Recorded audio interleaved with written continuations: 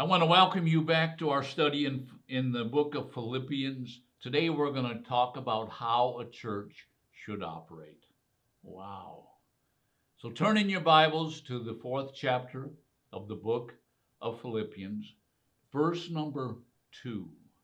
Verse number 2. Now, let me just say this. There's two names here, and I am going to butcher the names. So get over it, and I'm just going to read the verse, and then I'm going to talk about these two women.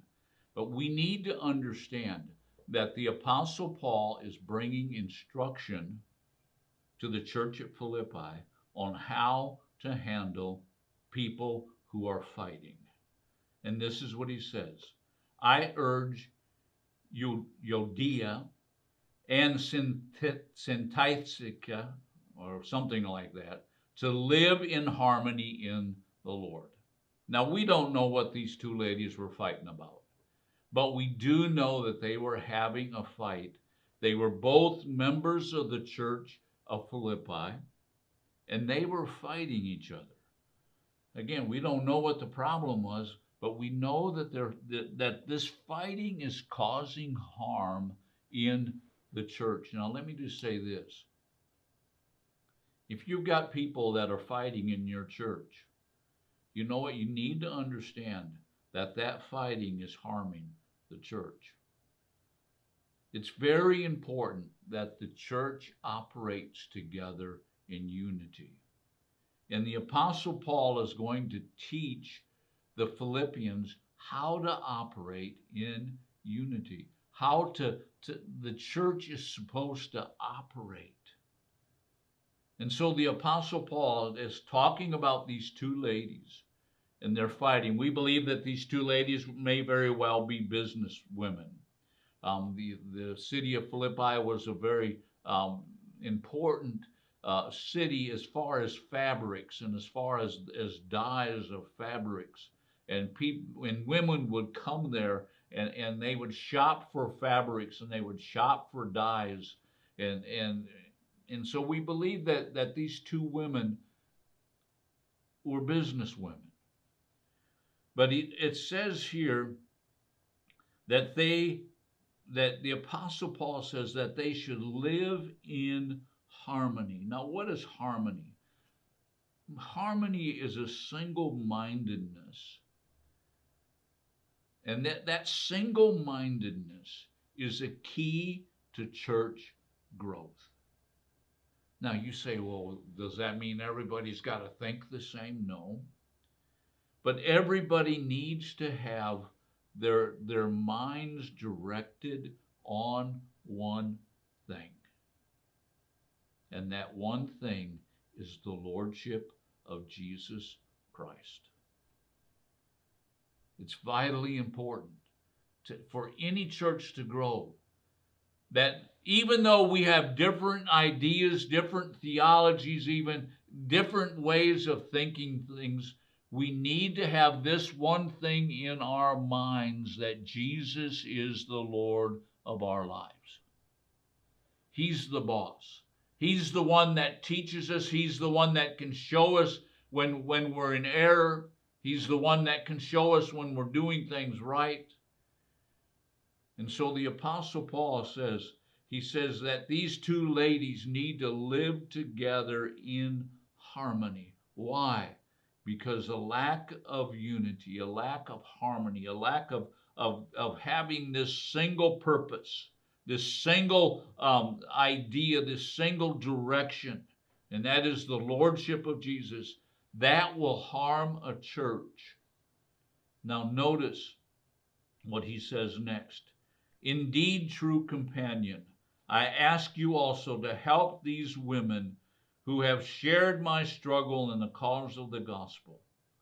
What's he saying?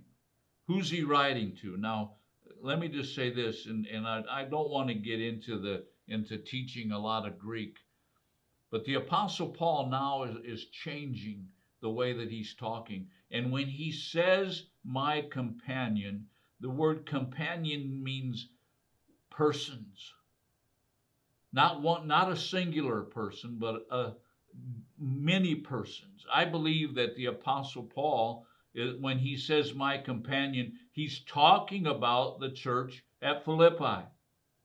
He's talking about, and he's instructing the church at Philippi, you church, you guys need to come together, and this is what you do. I ask you to help these women. To help them do what? To help them live single-mindedly. To help them live with the goal of pleasing God. To help them live under the Lordship of Jesus Christ. I ask you to help these women. You see, let me just say this. The Apostle Paul is talking to the church, and he's telling the church, you need to work with these women. You need to help these women. You need to help them settle their differences. You need to help them settle this fight. You need to help them concentrate on the things that are important, which is the Lordship of Jesus.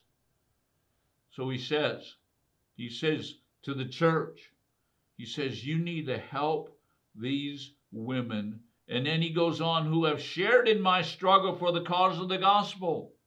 These are not a bunch of carnal believers.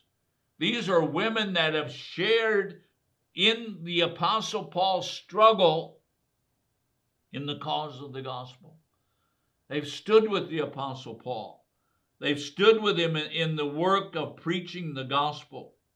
And so he says, these women have shared in the struggle of the gospel. And then he goes on and he says, together with Clement also and the rest of my fellow workers whose names are written in the book of life. What's he saying? There's unity here. There's unity. There's Clement. And what does he mean by Clement?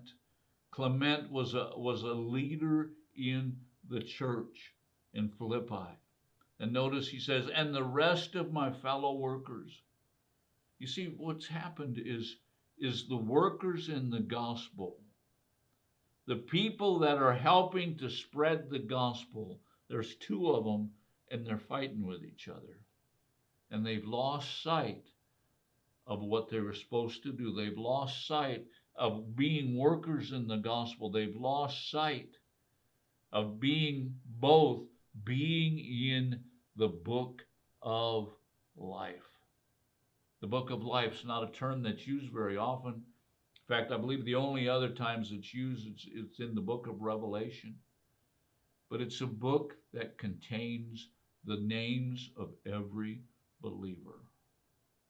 See, the Apostle Paul is telling the church how to help these women. How do you help these women? By getting them back on track, by getting them focused on the Lordship of Jesus Christ. I hope this has helped you today. God bless you. Join us again tomorrow as we continue our study in the book of Philippians.